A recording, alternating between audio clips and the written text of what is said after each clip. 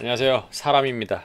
러브라이즈 블리딩을 본 사람입니다. 제가 크리스틴 스튜어트를 굉장히 좋아하기 때문에 크리스틴 스튜어트가 나오기 때문에 본 영화인데 굉장히 재밌게 봤고, 영화를 보고 계속 혼자서 생각하게 되는 거는 제목에 관한 것 같아요. 제목이 러브 라이즈 블리딩인데 이게 문장으로 보면은 굉장히 시적이기도 하고 이 영화랑 연관지어서 자꾸 생각을 하게 되고 장면과 연관지어서 생각을 하게 되고 이렇게 계속 생각하는 맛이 있는 그런 제목이었어요. 자, 러브 라이즈 블리딩이라고 번역을 해보잖아요. 그러면 봐봐요. 일단 사랑은 출혈을 낳는다. 이것도 뭐 오케이, 그냥 소문자로만 이렇게 쫙 하자. 그러면 love lies bleeding. 봐봐, 이러면 또 사랑은 피를 흘리고 있다, 이렇게 번역이 된단 말이에요. 맨 처음 L만 대문자 하면 문장처럼 love lies bleeding 이러면 사랑은 피를 흘리며 누워있다. lie가 이제 눕는다는 뜻으로 해석돼서 이제 love lies bleeding, 사랑이 누워있다. 어떻게?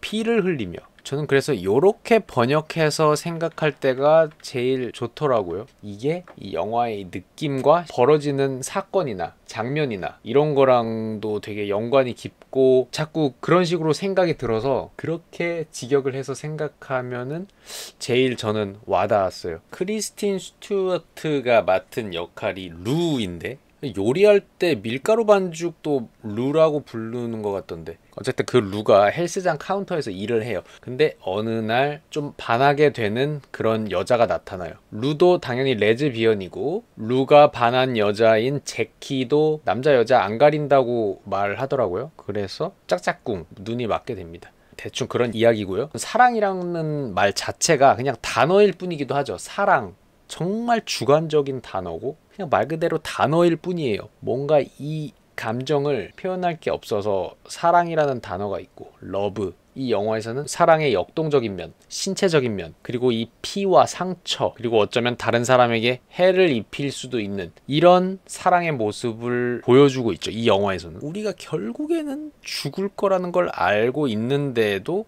계속 살아가듯이 이 영화에서 루나 제키나 언니나 아빠나 다 보면은 결국에는 누군가 피를 볼 거를 알고 있었을 거예요. 왜냐면은 계속 상황이 꼬이면서 자기가 생각하는 그 사랑이라는 감정 자체가 언젠간 피 흘리는 채로 누워있는 모습을 보게 될 거라는 거를 어렴풋이 알고 있는데도 계속 직진하죠. 정말 직진하는 영화였어요. 완전히 표면에 보이는 거 말고도 사랑이 묻어있는 관계들이 꽤 있었어요. 예를 들면 루가 마지막쯤에 아빠의 저택에 찾아가가지고 언니랑 아빠를 차례대로 만나잖아요. 언니를 만나서 막 말싸움하고 막 실랑이 하다가 마지막에 언니한테 사랑한다는 말을 툭 던지고 떠나요. 그리고 그 다음 차례로 아빠한테 가가지고 아빠랑 또 싸우다가, 그러다가 또 제키가 도와주고 뭐 이러다가 결국에는 아빠의 입에다가 총구를 겨누고 결국엔 쏘지 않고 그냥 떠나면서 말하죠. 사랑한다고. 툭 던지면서 말하긴 하지만 사랑한다고 말하고 가잖아요. 그 차례대로 언니랑 아빠한테 사랑한다고 말하고 떠나는 그 루의 모습을 보면서, 물론 루가 그 상황에서 제일 아끼고 제일 지키고 싶은 거는 제키가 맞긴 한데 그 언니랑 아빠한테도 사랑이 없을까? 절대 없다고는 할 수 없잖아요. 특히나 언니한테는 더 사랑이 있었겠죠. 그리고 아빠한테도 저는 분명히 있었다고 봐요. 그리고 반대로 언니도 루를 사랑하는 마음이 계속 있었을 거고 아빠도 루를 사랑하는 마음이 있었을 거라고 봅니다. 아빠가 루를 사랑하는 마음이 아직도 있다는 말에는 동의하지 않는 사람이 있을 수 있겠지만, 완전히 그냥 아빠한테 만약에 인터뷰를 했다. 당신 근데 루 사랑해요? 그러면 제 생각에는 그 아저씨가 사랑하는데 이럴 것 같아요. 왜냐면은 사랑이라는 거는 단어, 일단 단어다. 우리가 단어로 맞바꾼 사랑, 자기 나름대로의 사랑이라는 단어를 툭툭 갖다 붙일 수는 있단 말이에요. 물론 우리가 공감을 하든 말든 간에. 그렇게 언니랑 아빠한테 사랑한다고 말을 툭툭 던지고 제키랑 떠나는 그 순서, 일이 벌어지는 순서를 보면서 내가 더 원하는 사랑을 위해서 다른 사랑을 피 흘리는 채로 내버려 두고 가는 제목처럼 사랑은 피 흘리는 채로 누워있다. 그 제목이 생각나기도 하는 그런 순서였어요. 사랑해 툭, 사랑해 툭, 제키랑 떠난다. 그리고 기본적으로 언니나 루나, 제키나 아빠나 다 똑같죠? 자기가 뭔가 지키고 싶어하고 소중히 여기는 무언가가 있어요. 언니는 그렇게 맞으면서도 이 남편과의 관계를 지키고 싶었고 사랑한다고 믿고 있었고, 그리고 언니가 루한테 그러죠. 아, 너는 아직 사랑을 잘 몰라 라고 하죠. 언니가 그렇다면 맞는 거예요. 언니에게는 그런 거예요. 언니에겐 맞는 거겠죠. 그 사람이 나름대로 그렇게 사용하고 있는 사랑이라는 단어를 쓰는 거는 그 사람 자유이긴 하니까, 딴 사람들은 물론 그걸 듣고 이해가 안 갈 수 있지만 그냥 그 언니 입장에서는 그렇다는 거죠. 근데 생각해보면 루도 마찬가지고 제키도 마찬가지고 심지어 아빠도 마찬가지고, 아빠도 딸들에 대한 뭐 사랑도 있을 수 있겠지만 자기가 원래부터 그렇게 사람 죽이면서 벌이고 있던 그런 일들 지키고 싶은 일이긴 하잖아요. 자기가 잃고 싶지 않고 계속 유지하고 싶고. 그래서 등장인물들이 다들 무언가를 지키고 사랑하고 소중히 여기고 유지하고 싶어 하고, 그걸 위해서 역동적으로 참아내거나 행동하거나 표현하고, 그래서 제3자가 볼 때에는 좀 저게 무슨 사랑이야 라고 하겠지만 각자 자신은 그렇게 이상하거나 특이하다고 여길 여유도 없죠. 왜냐? 중독되어 있고 세뇌되어 있고 그게 곧 사랑이라는 단어와도 이어지게 되고. 그래서 이 사랑이라는 단어가 이 영화에서는 무조건적으로 우리가 보통 생각하는 그런 낭만이기만은 하진 않아요. 제가 느끼기엔 그랬어요. 하지만 그렇다고 해서 부정적이라는 것도 아니에요. 사랑이라는 단어는 어쩌면 굉장히 호르몬의 작용에 따라서 그냥 툭툭 튀어나오는 단어이기도 하고, 신체적인 화학적인 작용에 의해서 툭툭 변하기도, 그리고 감정이 강해지기도 약해지기도 하는 굉장히 가벼운 걸 수도 있다. 동시에 근데 굉장히 강하기도 하다. 근데 우리가 하는 그런 사랑도 마찬가지인 것 같아요.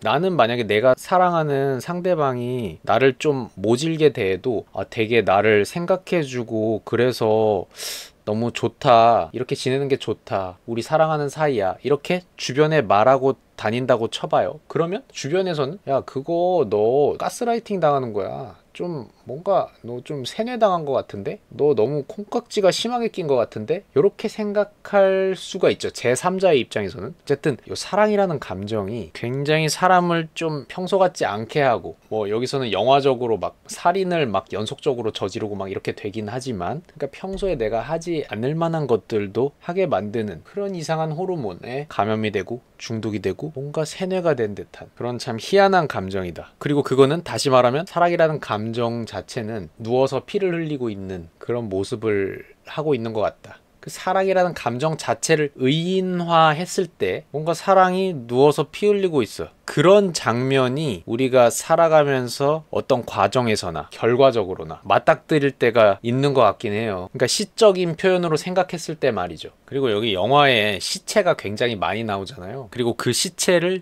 유기하려고 막 질질 끌고 다니고, 그래서 그 시체를 보고 있을 때도 이 사랑이라는 감정 자체로 보이기도 했어요. 여기서 또 제목이 생각나는 거예요. Love Lies Bleeding, 사랑은 누워서 피 흘리고 있어. 그 시체가 사랑이라는 감정 그 자체로 느껴지기도 하는 거예요. 그러니까 제목이 굉장히 큰 역할을 하더라고요, 이 볼 때. 그리고 보고 나서도 계속 요 장면이랑 제목이랑 계속 겹쳐서 생각이 되고, 또 다른 뭔가 피 흘리면서 누워있는 누군가가 있었을 때 또 제목이랑 연관이 되어서 생각이 되고, 이렇게 제목의 영향이 좀 컸어요, 저한테는. 그냥 단어일 뿐인 그 사랑이라는 그 말, 그게 생각해보면은 결국에는 다 자기 자신을 위한 것일지도 모른다는 생각을 항상 합니다, 솔직히. 뭐 물론 사랑하는 사람을 위해서 나를 완전히 희생한다, 그러면은 뭐 자기 자신을 위한 거 아니잖아, 희생했으니까, 이렇게 말할 수도 있겠지만, 희생을 했어도 그렇게 하는 게 자기 자신이 또 마음이 편한 길이기 때문에 그렇게 할 수도 있는 거고,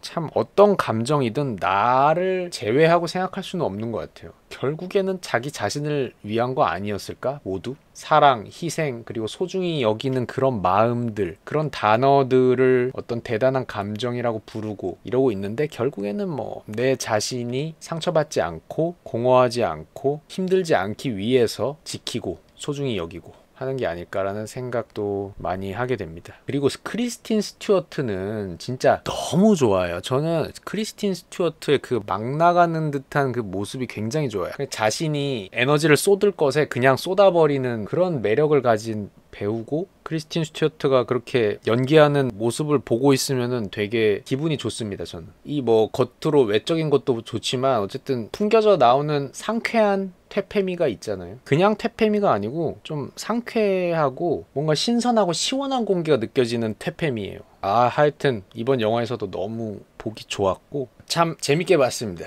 근데 막 잔인한 장면 나오는 거를 싫어하시는 분들은 싫어하셨을 수도 있는데, 이게 근데 사실 영화 분위기 자체가 엄청나게 막 무게 잡고 막 겁나 잔인하게 다 썬다 막 이런 게 아니니까 분위기가 좀 장난스러운 기분도 있고 즐길 수 있는 분위기라서 재밌게 본 분들이 많을 것 같던데요. 하여튼 오늘도 좋은 하루 되시고, 밤에 보신다면 좋은 잠 자시고요.